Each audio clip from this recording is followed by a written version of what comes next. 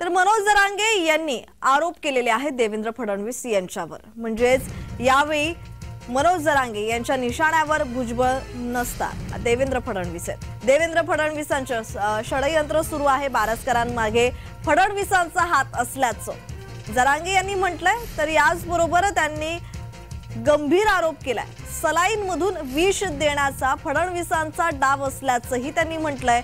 तर माझा एन्काउंटर करण्याचा फडणवीसांचा विचार असल्याचंही जरांगे यांनी म्हटलेलं आहे। जरांगे यांनी फडणवीसांवर पत्रकार परिषदेत बोलताना गंभीर आरोप केलेले आहेत, बेछूट आरोप केले।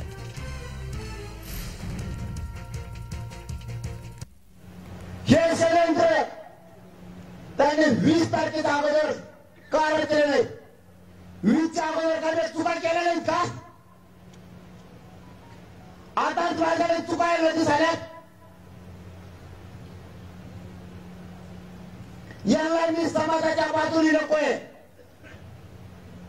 याला माहिती आहे कोण खरं बोलतोय। हे जर समाजाच्या बाजूने उभा राहिलं तर प्रत्येक वेळेस मराठ्यांपुढे झुकावं लागत आणि द्यावंच लागत, आणि मी मराठ्या पुढे झुकायला लावणार। तुला माझा बळी पाहिजे ना, मी तुझ्या सागर बांगला येतोय, चल घे माझा बळी। निघालो मी, चल येतो तिकडं हरामखोर आत निघालो, चल सागर बांगला निघालो मी तुझ्या। जरा मला पट्टा द्या, मला चालता येत नाही, काठी द्या माझ्या हातात, मला काठी धरी धरी चालायला लागतं। देवेंद्र फडणवीस तुला बळी पाहिजे ना, माझा बळी घे, मी सागर बांगला आलो तुझ्या। तू मराठ्यांचा घात करायला निघाला, तू चुकीच्या लोकांना हाताखाली धरला आणि मराठ्याला बदनाम करायला। एकनाथ शिंदे साहेब जवळचे मराठ्यांचे समन्वयक आहेत काय? याच्यात काही आमदार आहेत शिंदे साहेबांचे सुद्धा, याच्यात देवेंद्र फडणवीसचे 2-3 आमदार आहेत।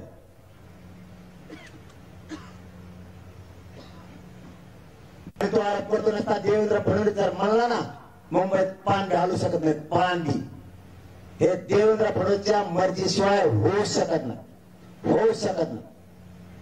हे सगळं देवेंद्र फडणवीस तर असलेला डाव आहे। तुम्ही शेतकऱ्याच्या मुठ्या पाडायला निघाला तुमच्या सत्तेसाठी। तुम्ही पटेल समाज सगळा संपवून निघाला गुजरातचा, मराठ्यांच्या आणि भारत देशातल्या क्षेत्रीय मोठ्या जाती संपवायचा तुमचा वेळ आहे। यादव समाज, जाट समाज तुम्ही पुरा संपवून आणलाय।